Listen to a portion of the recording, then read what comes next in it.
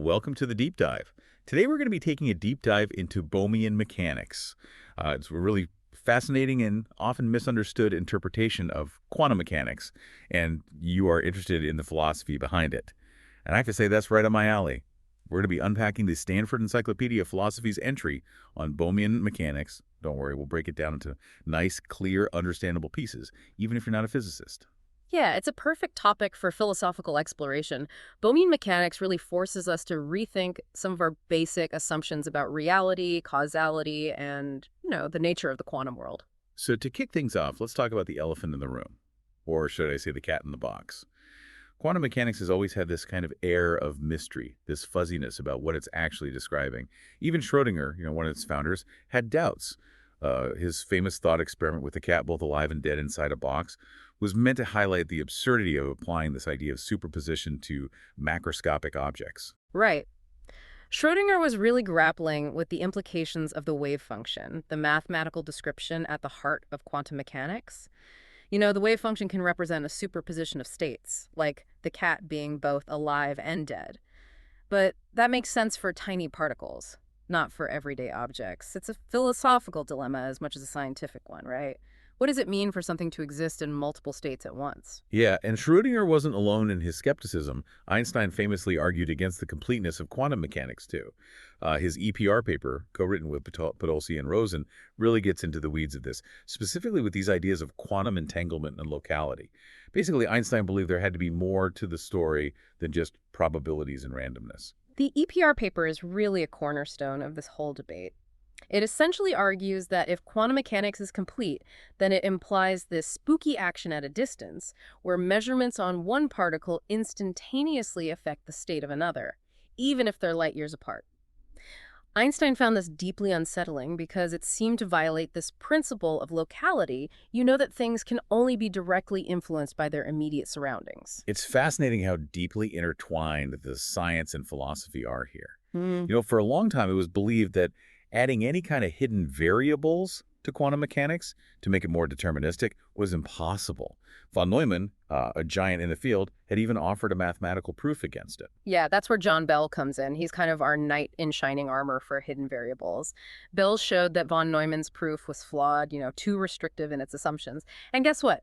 Bohmian mechanics, which we'll get into shortly, is like living proof that a deterministic interpretation of quantum mechanics is actually possible. Okay, let's get to the heart of the matter here. What is Bohmian mechanics, and what does it actually say? Our listener wants all the philosophical details, so let's take our time here. Okay, so imagine you have a wave, like a ripple spreading across a pond. Now imagine that wave guiding tiny particles along, almost like surfers riding the wave. That's the essence of Bohmian mechanics. It says that alongside the wave function, which evolves according to the famous Schrödinger equation, you have these actual particles with definite positions. These particles are guided by the wave. They're following these paths determined by what we call the guiding equation. So unlike the standard interpretation, where particles are in these fuzzy superpositions, Bohmian mechanics is saying they always have a precise location. It sounds like it's bringing back a sense of concreteness to the quantum world. Exactly. And this neat little trick completely sidesteps one of the biggest headaches in quantum mechanics, which is the measurement problem. You see, in the standard view, it's unclear when and how the wave function collapses, from this superposition of states into a single definite outcome when we make a measurement. But in Bohmian mechanics, there's no collapse, there's no mystery. Particles always have these definite positions, so measurement is simply revealing what was already there. So no more blurry cats, no more existential crises for felines, Yeah. just particles following their predetermined paths. I have to admit that's a very appealing picture. But I've heard about this thing called the quantum potential in Bohm's original formulation of the theory. What's that all about? Yeah, that's where things can get a bit conceptually tricky. You see, Bohm initially presented his theory in a way that kind of made it look like classical mechanics, with particles moving under the influence of forces. And this introduced the quantum potential. It's this mathematical term that kind of appears in the equations and acts like a force on the particles. So it was just a way to make the theory more palatable to physicists who were used to thinking in classical terms, like a kind of mathematical bridge between the old and the new. That's one way to look at it. But while the quantum potential can be useful for certain calculations, it's not like a fundamental part of Bohmian mechanics. The guiding equation, which directly links the particle velocities to the wave function, is all you really need. It sounds like the quantum potential is a bit like adding extra layers to a cake. It might look fancy, but sometimes the simple recipe is the most delicious. And it might even obscure the fundamental elegance of the theory. Exactly. The focus should really be on the particle trajectories and how they're guided by the wave function. That's where the true beauty and simplicity of Bohmian mechanics lies. Let's talk about the two-slit experiment. Feynman famously claimed that this experiment held the heart of quantum mystery. But Bohmian mechanics seems to offer a much clearer picture, right? Absolutely. So in the two-slit experiment, you have these particles, like electrons, being fired at a barrier with two slits. And what's strange is that even though each particle goes through only one slit, they collectively form this interference pattern on a screen behind the slits, as if they were waves interfering with each other. Feynman saw this as, this fundamental paradox, evidence that particles can somehow be in two places at once. But Bell argued that Bohmian mechanics provides a natural and intuitive explanation for this. Right. So in Bohmian mechanics, the wave function goes through both slits, creating an interference pattern. This pattern then influences the trajectories of the particles, even though each particle only goes through one slit. There's no mystery, no need to invoke this wave-particle duality, just this beautiful interplay between the particles and their guiding wave. So the wave function acts like a kind of pilot wave, guiding the particles along their paths. That's a great way to put it. The wave carries information about both slits, and this information is kind of encoded in the shape of the wave. And this shape then dictates how the particles move, leading to the observed interference pattern. That makes so much more sense than the standard interpretation where the particle is somehow both a wave and a particle at the same time. It's a much more intuitive picture, and it highlights the power of Bohmian mechanics to demystify some of these seemingly paradoxical aspects of quantum mechanics. Okay, this is all incredibly insightful, but I have another question about the wave function. How does wave function collapse fit into Bohmian mechanics? Does it even collapse? Yeah, that's a subtle point, and it's one that often causes a lot of confusion. You see, the wave function of the universe as a whole doesn't actually collapse in Bohmian mechanics. It continues to evolve smoothly according to the Schrödinger equation. So if the universal wave function doesn't collapse, how do we get definite outcomes in these experiments? That's where this concept of the conditional wave function comes in. When we make a measurement on a subsystem, like an electron in a lab, we're effectively kind of selecting a branch of the universal wave function that corresponds to the outcome of our measurement. So this conditional wave function, which describes the subsystem, effectively collapses during the measurement. So it's like we're zooming in on a particular part of the tapestry, and we're seeing a specific pattern emerge, Yeah. even though the whole tapestry remains intact. Precisely. The collapse is only apparent. It's a consequence of focusing on a subsystem. The full wave function of the universe is still out there, guiding everything along. That's a really elegant way to address the measurement problem without invoking any mysterious collapses or observer-dependent realities. But if Bohmian mechanics is deterministic, where does randomness come in? How do we get the probabilities that we see in quantum experiments? Right. That's a question that has generated a lot of discussion among, physicists and philosophers. One way to think about it is through this concept of typicality.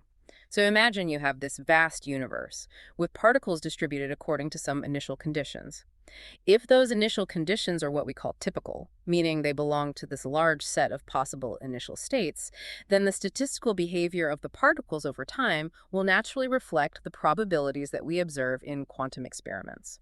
So the randomness we see isn't like fundamental, Yeah. but it arises from our lack of knowledge about the precise initial state of the universe. That's one way to look at it. It's kind of like if you shuffle a deck of cards. Even if you shuffle perfectly randomly, you'll still end up with a certain statistical distribution of suits and numbers.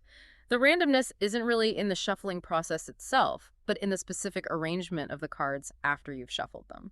So in a sense, the probabilities in Bohmian mechanics are a reflection of our limited knowledge about the detailed configuration of the universe. Exactly. It's a really fascinating idea. And it suggests that the apparent randomness of quantum mechanics might not be as fundamental as we think. It might just be a consequence of, the vastness and complexity of the universe itself. This is all incredibly thought-provoking. Yeah. But what about other quantum observables like spin, momentum, and energy? How does Bohmian mechanics handle those? Okay, well, that's where this concept of naive realism about operators comes into play. In standard quantum mechanics, we have these mathematical objects called operators that represent these physical quantities like spin, momentum, and energy. But Bohmian mechanics kind of cautions us against assuming that these operators represent these pre-existing properties of particles. So it's not about what these observables are, but about what they do, how they kind of manifest in experiments. Exactly. We shouldn't just assume that every operator corresponds to some hidden property of the particle. Instead, we should focus on the experimental setups that allow us to measure these quantities. And that's where Bohmian mechanics shines, because it offers this clear picture of how particles move and interact during these experiments. It's like judging a book by its cover, Assuming that an operator tells us everything about a property, Bohmian mechanics is kind of encouraging us to read the whole story, to see how those properties play out in the real world. Perfect analogy. And speaking of seemingly strange properties, how about we tackle the mystery of spin? Ah, spin. That uniquely quantum property that seems to defy our classical intuitions. Spin is a great example of how this seemingly paradoxical concept in quantum mechanics can be understood in a clear and straightforward way within the Bohmian framework. The key is to remember that Bohmian mechanics provides a detailed description of the particle's motion, its actual trajectory. So instead of just saying, oh, spin is this weird quantum thing, Yeah. we can actually see how it plays out in the particle's movement. Precisely. For instance, in the Stern-Gerlach experiment, particles are sent through this magnetic field and they deflect either up or down seemingly randomly. In Bohmian mechanics, we can actually follow the particle's path and see how its interaction with the magnetic field and its spin, which determines its magnetic moment, leads to that specific deflection. No need to resort to these mysterious or paradoxical explanations. That's amazing. It's like watching a movie of the particle's journey instead of just getting a snapshot at the end. That's a great way to visualize it.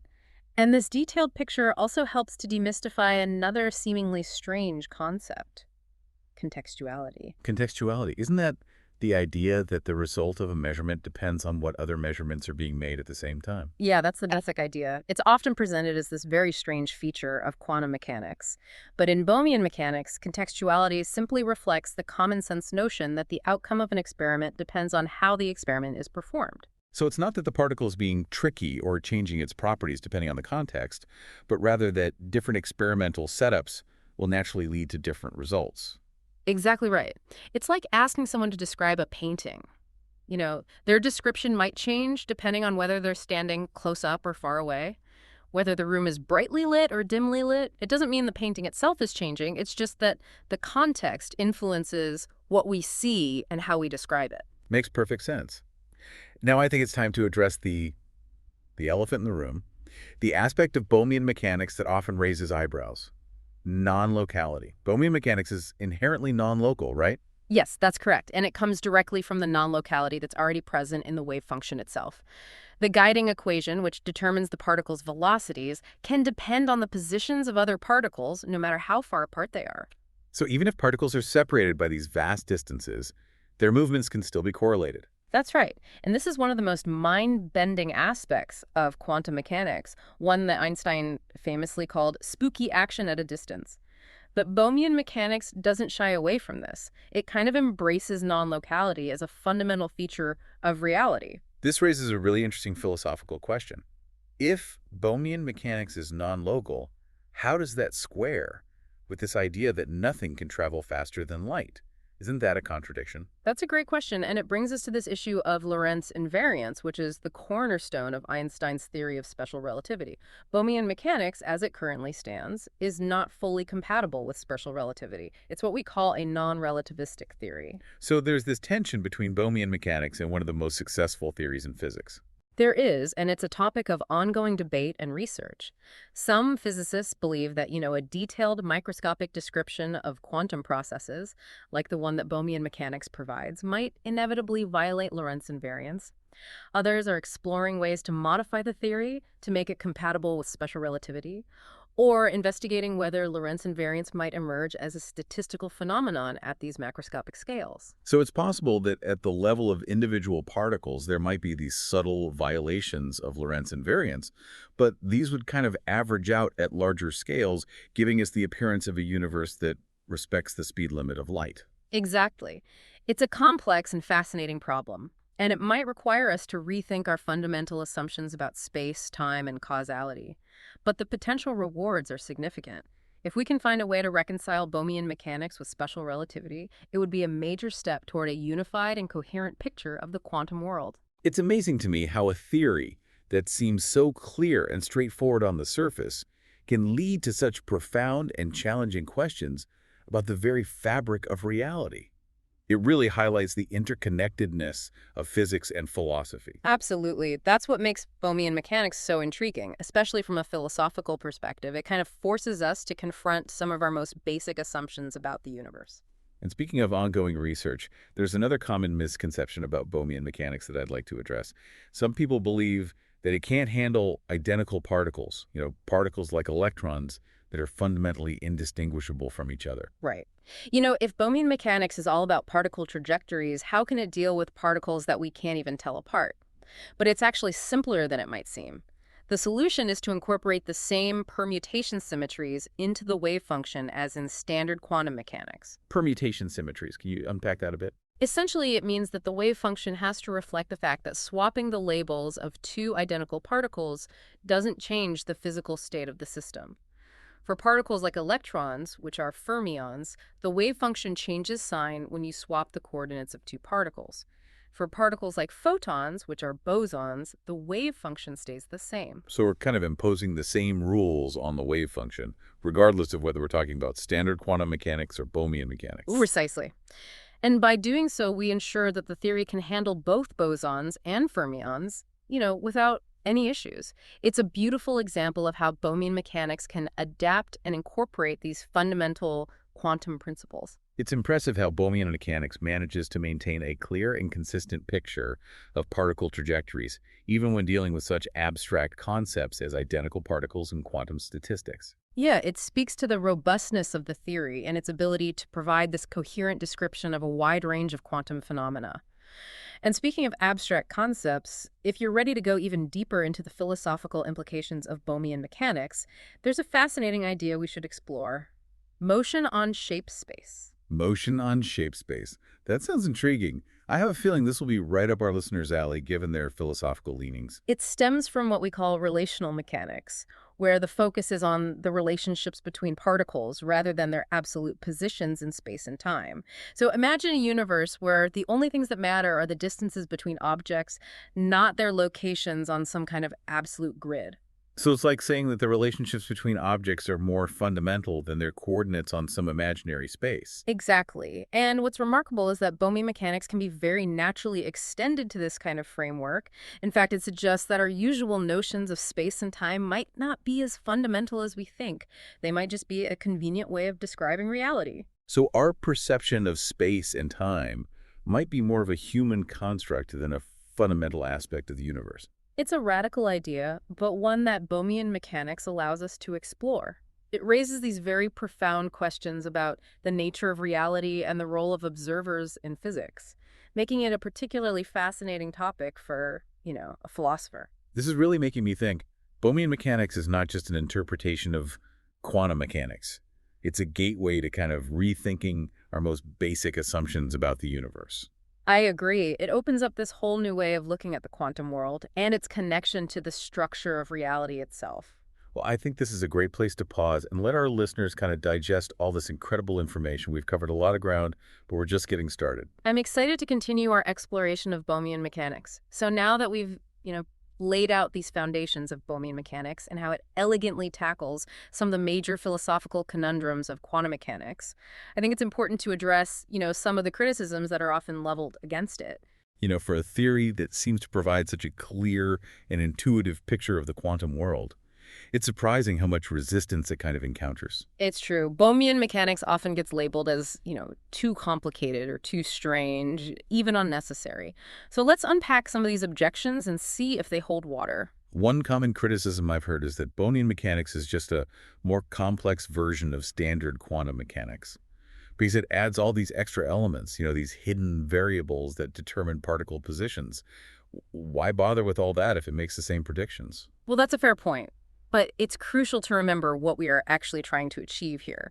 If your only goal is to make predictions, then yeah, Bohmian mechanics might seem like overkill. But if you are looking for, a deeper understanding of what's actually happening in the quantum realm, a clear picture of reality that goes beyond just these probabilities and uncertainties, then Bohmian mechanics offers a much richer and more satisfying picture. So it's not just about making the same predictions, but about providing a more complete and philosophically satisfying description of reality. Exactly. Bohmian mechanics offers a clear ontology, a description of what exists. It tells us that particles actually exist with definite positions at all times, guided by the wave function. This is a very different picture from the standard interpretation, which often leaves us with this sense of ambiguity and vagueness. It's like the difference between knowing the rules of a game and actually seeing the players move on the field. Bohmian mechanics gives us that view from the sidelines. That's a great analogy. Bohmian mechanics gives us this very detailed account of the dynamics, allowing us to really visualize the particle trajectories and see how they kind of unfold. This provides a much deeper level of understanding than simply knowing, the statistical outcomes of measurements. That makes a lot of sense, especially for someone with a philosophical background like our listener, who's interested in understanding, the nature of reality itself, not just predicting experimental results. But even if we grant that Bohmian mechanics is this distinct and valuable theory, there's still the issue of its compatibility with special relativity. How can we reconcile its non-locality with the idea that nothing can travel faster than light? Yeah, that's the million-dollar question. And it's one of the major challenges facing Bohmian mechanics. This tension between non-locality and Lorentz invariance is a very deep one. There's no easy answer. However, that doesn't mean that we should just dismiss the theory altogether, right? Science is a process of exploration and refinement. And there are several avenues of research being pursued to kind of address this issue. So what are some of the approaches being considered to bridge this gap between Bohmian mechanics and special relativity? Well, some physicists are exploring ways to modify the theory, to tweak the guiding equation or to introduce new mathematical structures that might allow for compatibility with special relativity. Others are looking at whether Lorentz invariance might emerge as, a statistical phenomenon at these macroscopic scales, even if it's not strictly obeyed at the microscopic level. So it's possible that at the level of individual particles, there might be these subtle violations of Lorentz invariance, but these would average out at these larger scales, Yeah. giving us the appearance of a universe that respects, the speed limit of light. Exactly. It's a complex and fascinating problem, and it might require us to rethink our very fundamental assumptions about space, time, and causality, but the potential rewards are so significant. If we can find a way to reconcile Bohmian mechanics with special relativity, it would be a major step towards, a unified and coherent picture of the quantum world. It's amazing to me how a theory that appears so simple and elegant at first glance can lead to such profound and challenging questions about, the very fabric of reality. It really highlights the interconnectedness of physics and philosophy. I couldn't agree more. Bohmian mechanics is this wonderful example of how scientific exploration can lead to these very deep philosophical insights, forcing us to re-examine our understanding of the world and our place in it. It's not just about equations and experiments, but about asking these fundamental questions about the nature of existence. Now, earlier we touched upon how Bohmian mechanics can handle these identical particles, incorporating the same permutation symmetries as standard quantum mechanics. And this brings us to another fascinating aspect of the theory, the configuration space of these identical particles. I have a feeling this will be particularly intriguing for our philosophically inclined listener. Oh, absolutely. The configuration space in this context is the space of all possible arrangements of the particles in the system. And when you're dealing with these identical particles, this space has this unique and fascinating topology. It's not just a simple three-dimensional space like we're used to, but it's a space with these interconnected loops and twists that reflect the fundamental indistinguishability of the particles. Topology, that sounds like we're venturing into some pretty abstract mathematical territory. It might sound abstract, but it has these really profound implications. Essentially, the topology of this configuration space dictates the types of wave functions that are allowed for the system. And what's really amazing is that the possibility of antisymmetric wave function, the kind that describe fermions like electrons, naturally emerges from this topology. So the very existence of fermions, particles that obey the Pauli exclusion principle and form the building blocks of matter, that's somehow encoded in the topology of this configuration space. That's the beauty of it. The theory, when formulated on the appropriate configuration space, it naturally accommodates both bosons and fermions. It's a testament to the deep connection between mathematics and physics, and how the structure of our theories can reveal these profound truths about the nature of reality. It shows that, Bohmian mechanics isn't just about adding these trajectories to quantum mechanics. It's about exploring the deep mathematical structure that underpins our universe. This is truly mind-blowing stuff. It shows how Bohmian mechanics isn't just a reinterpretation of quantum mechanics, but it's a framework that can lead to new insights and a deeper understanding of these very fundamental concepts like particle statistics and the nature of space itself. I agree. It's a powerful tool for exploring the quantum world, and it offers a perspective that's both refreshing and thought-provoking.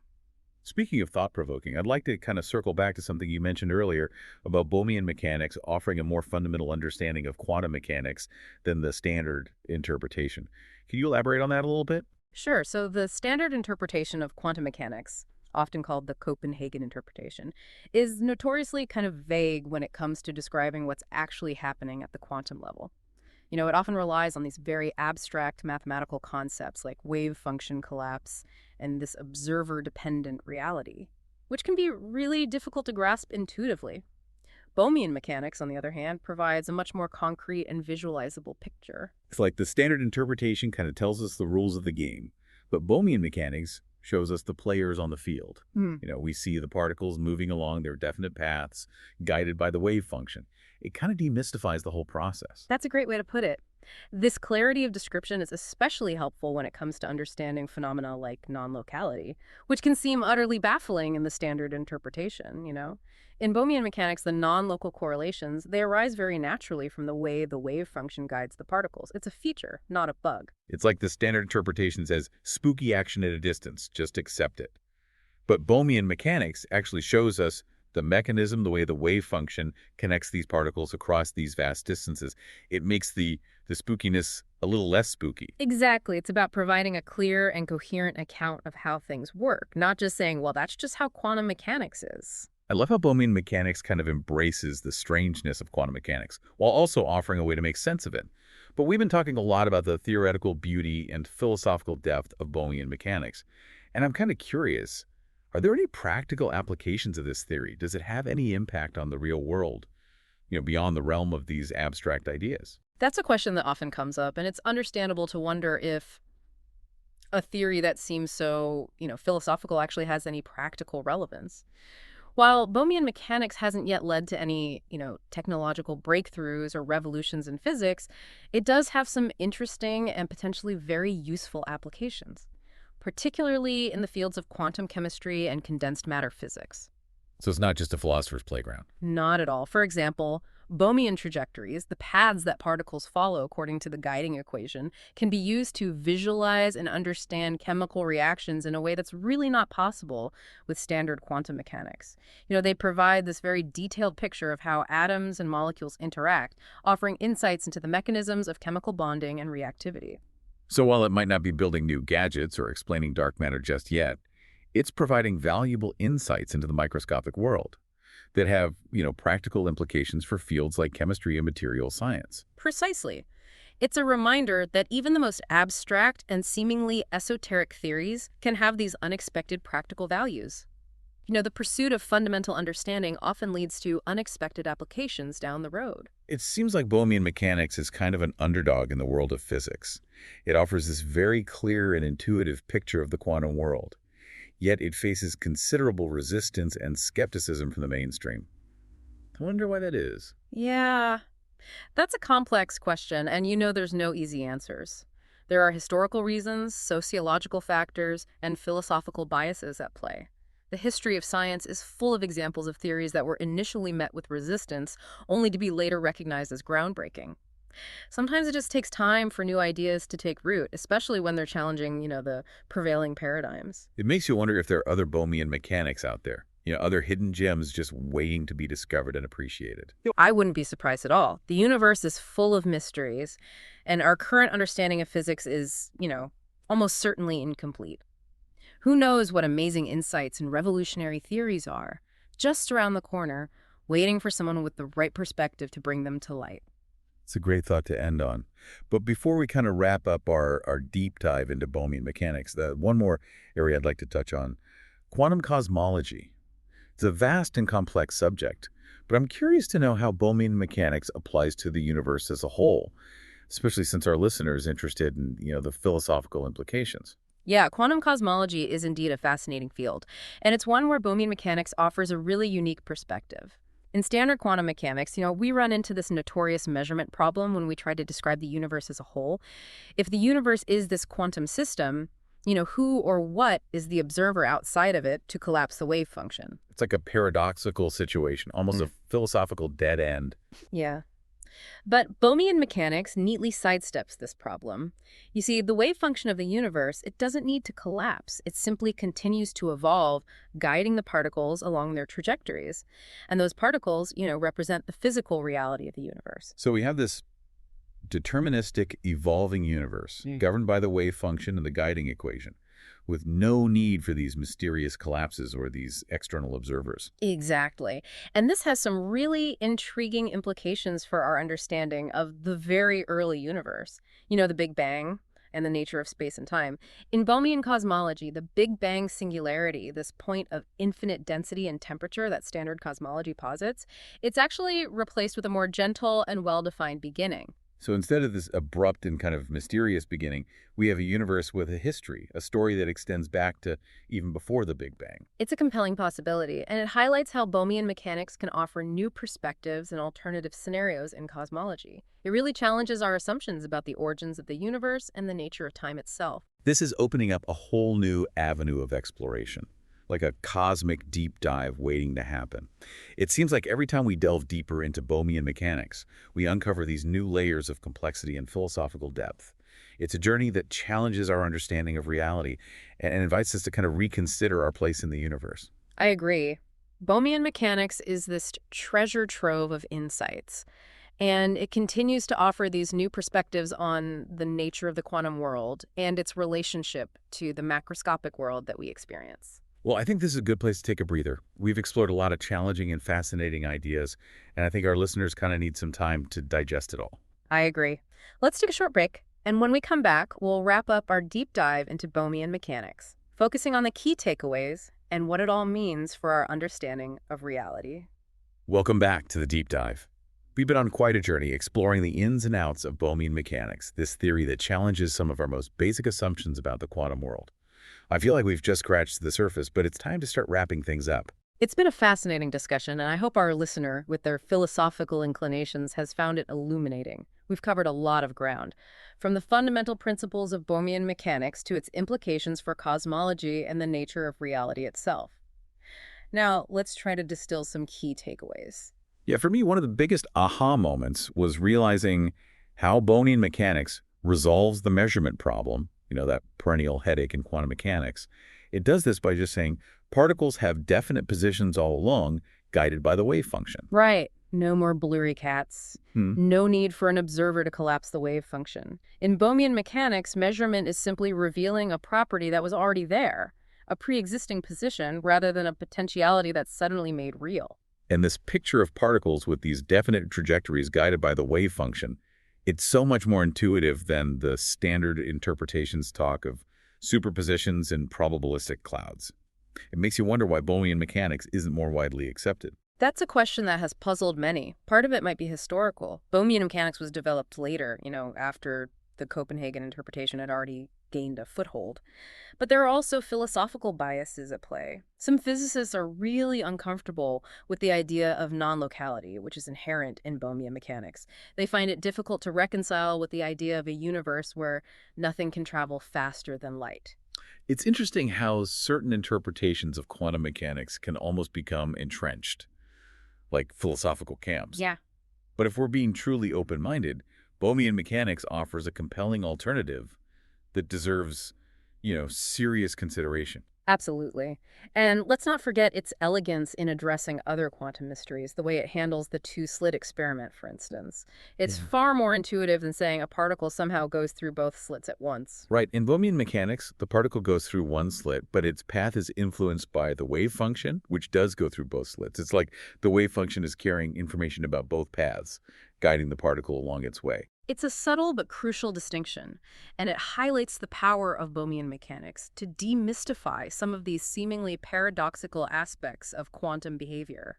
Another thing that struck me was how Bohmian mechanics opens up these new ways of thinking about these fundamental concepts, like space and time. This idea of motion on shape space, where only the relationships between particles matter, not their absolute positions. It's truly mind-bending. Yeah, it challenges our deeply ingrained notions of, an absolute space and time, suggesting they might be emergent properties arising from the deeper structure of relationships between objects. This has profound implications, not just for physics, but for our understanding of reality itself. And the fact that Bohmian mechanics can be naturally extended to this relational framework, it speaks to its flexibility and its potential for future exploration. It's a theory that continues to surprise and challenge us. I agree. Bohmian mechanics is not just an interpretation of quantum mechanics. It's a framework for asking these deep questions about the nature of reality, the role of the observer, and the limits of our current understanding. Well, this deep dive has been an eye-opening experience, and I want to thank you, our expert, for guiding us through the intricacies of this fascinating theory. It's been my pleasure discussing these ideas with you. It's always rewarding to engage with someone who's as curious and intellectually adventurous as you are. And to our listener, thanks for joining us on this deep dive into the world of Bohmian mechanics. We hope it sparked your curiosity and giving you plenty to ponder. If you're eager to learn more, we highly recommend checking out that Stanford Encyclopedia of Philosophy entry on Bohmian mechanics. It's a treasure trove of information and a great starting point for further exploration. Keep questioning, keep exploring, and keep diving deep into the mysteries of the universe. Until next time, farewell from the deep dive.